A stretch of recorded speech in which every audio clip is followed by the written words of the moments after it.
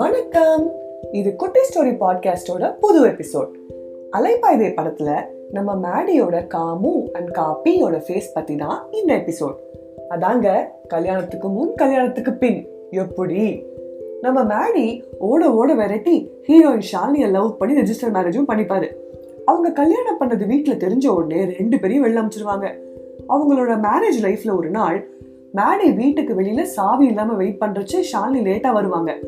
அப்படி வந்த உடனே மேடி கோபமா கத்துவாரு, எவ்வளவு நேரம் வெயிட் பண்றது, கொஞ்சம் சீக்கிரம் வரக்கூடாது அப்படின்னு கேட்கறச்சு ஷாலினி கேட்பாங்க, கல்யாணத்துக்கு முன்னாடிலாம் மட்டும் வெயிட் பண்ணுவேன் அப்படின்னு. அதுக்கு இவர் சொல்லுவாரு, அதெல்லாம் அப்போ. இந்த சீன் பார்க்க ரொம்ப சாதாரணமா இருக்கும் இல்ல, ஆனா தெரிஞ்சோ தெரியாமலையோ பாதி லவ் மேரேஜஸ் ஃபெயில் ஆகிறதுக்கு இந்த சீன்ல வர மாதிரியான குட்டி குட்டி இன்சிடென்ட்ஸ் தாங்க மெயின் ரீசனா இருக்கு.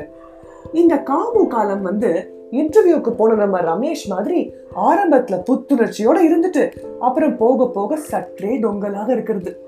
ரமேஷ் யாருன்னு தெரியலனா டிஸ்கிரிப்ஷன்ல புத்துணர்ச்சியோட வேலை பார்க்கணும் அப்படிங்கிற நம்ம எபிசோடோட லிங்க போட்டிருக்கோம், மறக்காம கேட்டு தெரிஞ்சுக்கோங்க. சரி, இப்ப இந்த எபிசோடுக்கு வருவோம்.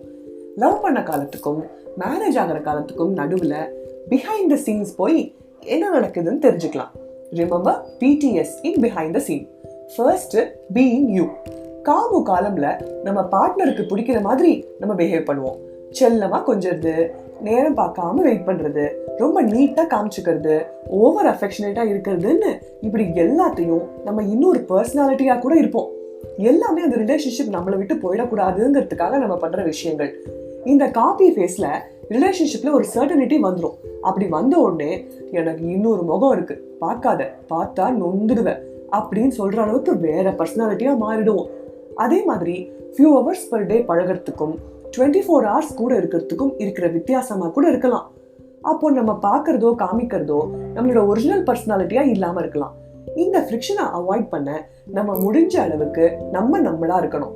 அதே மாதிரி நம்ம பார்ட்னரோட ஒரிஜினல் பர்சனாலிட்டியை அவங்க ஃப்ரெண்ட்ஸ் ஆர் ஃபேமிலி மூலியமா கூட தெரிஞ்சுக்க ட்ரை பண்ணணும். Second, tiny things. நம்மள நிறைய பேரு கத்துக்கிட்ட மொத்த விதையை இறக்குறேன் அப்படிங்கிற பேர்ல லவ் பண்ணா என்னெல்லாம் பண்ணுன்னு நினைச்சுட்டு இருந்தோமோ அது அத்தனையும் ஒரே நாள்ல பண்றது.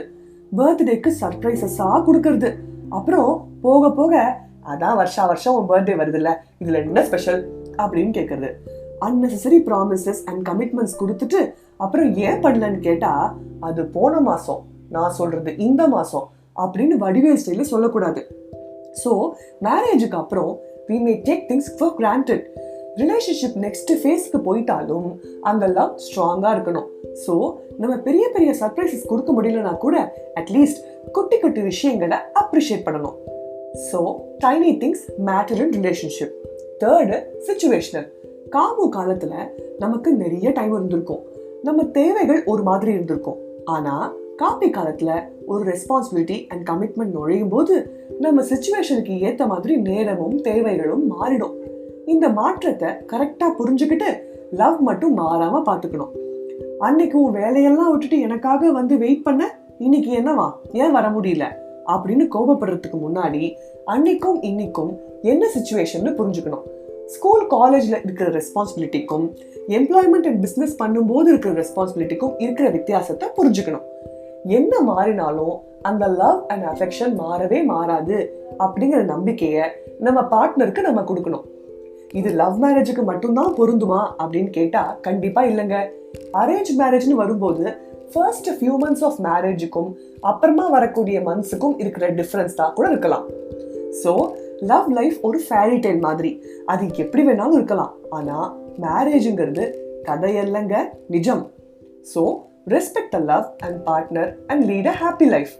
இந்த எபிசோட் பிடிச்சிருந்தா லைக் பண்ணுங்க, ஃப்ரெண்ட்ஸ் அண்ட் ஃபேமிலியோட ஷேர் பண்ணுங்க, மறக்காம எங்க பாட்காஸ்ட்டை ஃபாலோ பண்ணுங்க. கமெண்ட்ஸ் எதுவா இருந்தாலும் எங்களுக்கு ஷேர் பண்ணுங்க. அடுத்த எபிசோட்ல இன்னொரு இன்ட்ரெஸ்டிங்கான மூவி டயலாக் பத்தி கேட்கலாம் அண்ட் தெரிஞ்சுக்கலாம். அது வரைக்கும் பாய் ஃப்ரம் குட்டி ஸ்டோரி டீம்.